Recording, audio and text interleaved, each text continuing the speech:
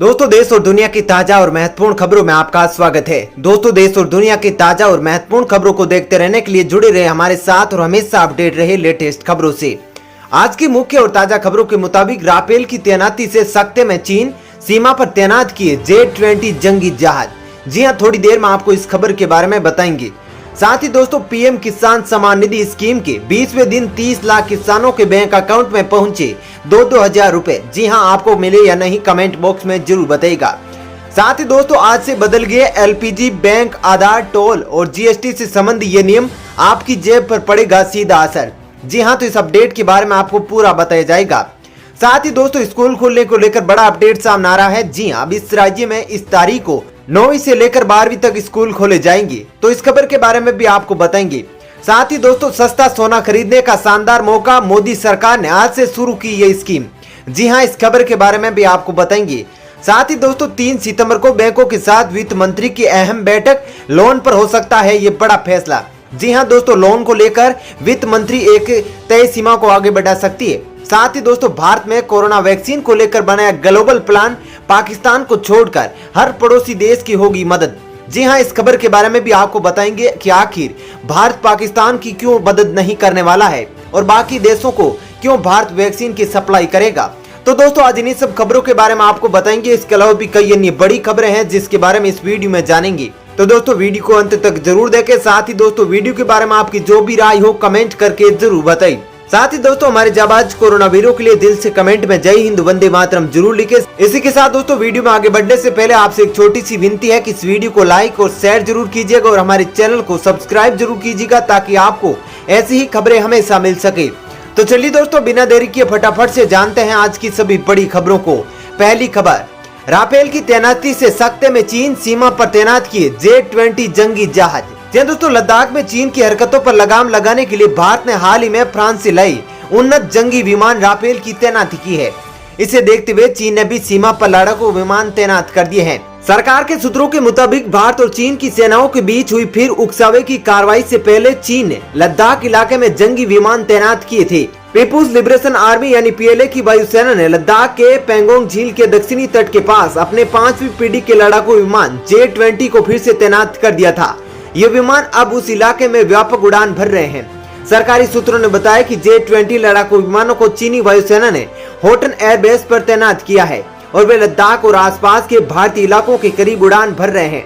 उन्होंने बताया कि रणनीतिक बमवर्षक विमानों की तैनाती अभी भी चीनी सेना द्वारा की जा रही है। चलिए दोस्तों, अब जानते हैं अगली खबर। पीएम किसान सम्मान निधि स्कीम के तहत 20 दिन में 30 लाख किसानों के बैंक अकाउंट में पहुंचे 2-2 हजार रुपए। दोस्तों, प्रधानमंत्री किसान सम्मान निधि स्कीम के तहत पिछले 20 दिनों में 30 लाख किसानों को बैंक अकाउंट के जरिए 2-2 हजार रुपए भेज दिए गए हैं। इसके साथ ही इस महीने 8 करोड़ 81 लाख लाभार्थी हो गए हैं। अगर आपके बैंक अकाउंट में पैसे नहीं आए हैं तो आप रिकॉर्ड चेक कर ले, कहीं उसमें गलती तो नहीं है, क्योंकि इस साल नवंबर तक करीब 2.25 करोड़ और किसानों को पैसा मिलने की संभावना है। यानी अभी पैसा आने की संभावना खत्म नहीं हुई है।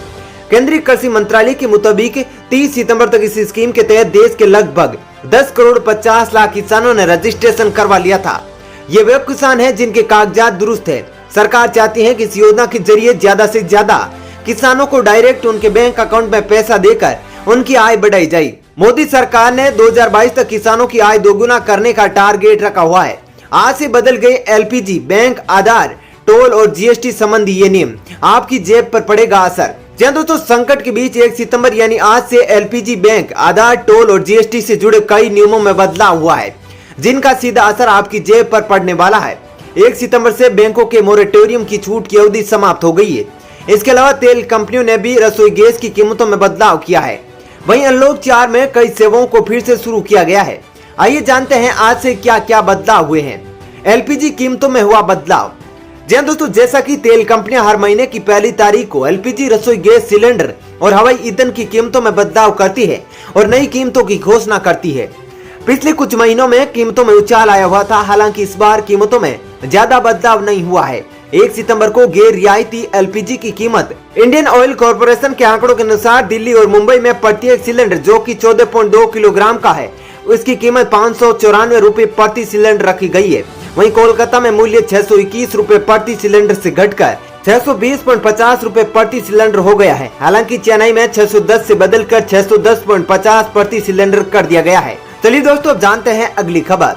लोन मोरेटोरियम खत्म। भारतीय रिजर्व बैंक ने अभी तक बैंकों के लोन की किस्त के भुगतान पर रोक की सुविधा को 31 अगस्त से आगे नहीं बढ़ाया है।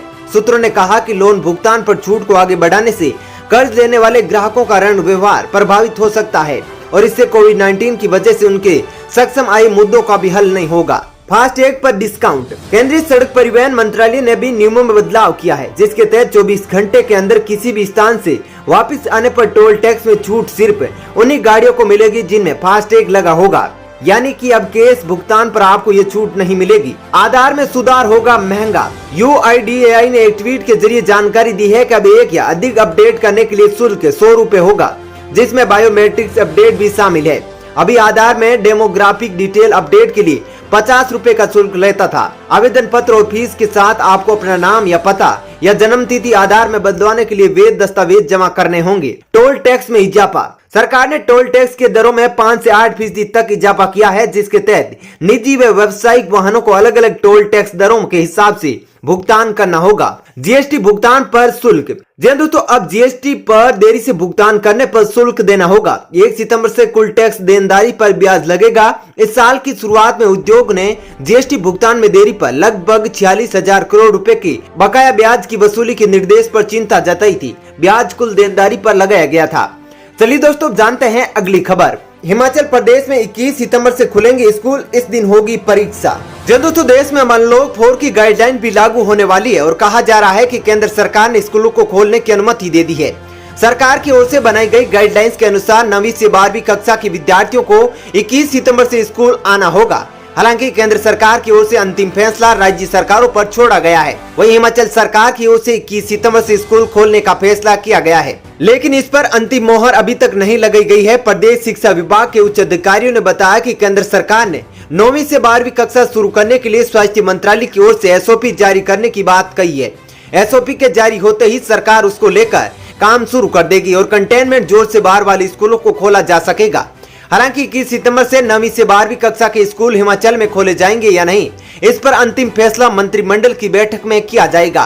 चलिए दोस्तों जानते हैं अगली खबर। भारत में कोरोना वैक्सीन को लेकर बनाया जाएगा ग्लोबल प्लान। पाकिस्तान को छोड़कर हर पड़ोसी देश की होगी मदद। दोस्तों देश में तेजी से बढ़ते कोरोना वायरस के संक्रमण के बीच भारत में जल्द कोरोना वैक्सीन आने की खबर है। कोरोना वैक्सीन के बाजार में आने के बाद लोगों तक इसकी पहुंच बनाने के लिए केंद्र सरकार 5 अलग अलग तरीकों पर काम कर रही है। इसमें निःशुल्क टीकों से लेकर गारंटीकृत आपूर्ति तक शामिल है। कोरोना वैक्सीन को लेकर अब खबर मिली है कि केंद्र सरकार अपने साथ ही पड़ोसी देशों को भी वैक्सीन की आपूर्ति करने का ग्लोबल प्लान तैयार कर रही है। ग्लोबल वैक्सीन आपूर्ति को लेकर सरकार कई तरीके से विचार कर रही है। सरकार के प्लान में पहला निःशुल्क वितरण शामिल है, जो बांग्लादेश, अफगानिस्तान जैसे आस पड़ोस के देशों तक सीमित हो सकता है।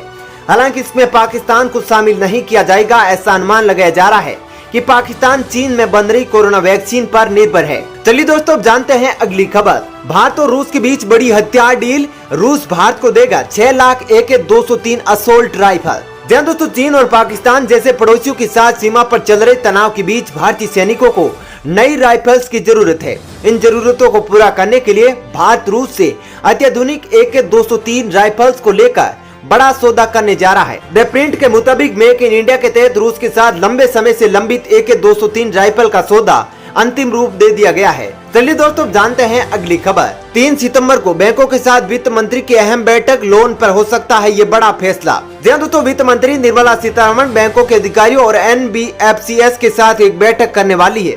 ये बैठक 3 सितंबर को होगी।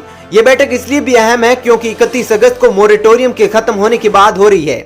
इस बैठक में कई मुद्दों को लेकर चर्चा हो सकती है। हालांकि मोरेटोरियम को लेकर इस बैठक में चर्चा होगी या नहीं, इस पर अभी तस्वीर साफ नहीं है, लेकिन वन टाइम रिस्ट्रक्चरिंग पर बात होने की पूरी उम्मीद है। कोरोना संकट काल के दौरान सरकार ने कारोबारियों से लेकर आम आदमी तक कई राहतों का ऐलान किया है। इन ऐलानों के बाद बैंकों की ओर से कर्ज मुहैया कराया जाएगा। वित्त मंत्री निर्मला सीतारमण आत्मनिर्भर भारत पैकेज के तहत शुरू की गई स्कीमों की समीक्षा कर सकती है। चलिए दोस्तों जानते हैं अगली खबर। सस्ता सोना खरीदने का शानदार मौका। मोदी सरकार ने आज से शुरू की ये स्कीम। दोस्तों अगर आप भी सोना खरीदने का मन बना रहे हैं तो आपके लिए मोदी सरकार शानदार स्कीम लेकर आई है। सरकार ने आज से सोवरेन गोल्ड बॉन्ड के लिए सब्सक्रिप्शन की शुरुआत कर दी है। सरकार की इस योजना में आप 4 सितंबर तक निवेश कर सकते हैं। आपको बता दें कि इस वित्त वर्ष का ये गोल्ड बॉन्ड की आखिरी सीरीज है। आपके पास ये शानदार मौका है क्योंकि इस समय सोने की कीमत रिकॉर्ड स्तर पर करीब 5,000 रुपए गिर चुकी है। इस योजना के तहत आरबीआई ने 5117 रुपए प्रति ग्राम का इसमें भाव रखा है। दोस्तों फिलहाल इस वीडियो में इतना ही। ऐसी ही खबरें देखते रहने के लिए आप हमारे चैनल को सब्सक्राइब कर लीजिएगा। साथ ही दोस्तों वीडियो के बारे में आपकी जो भी राय हो कमेंट करके जरूर बताइएगा। धन्यवाद।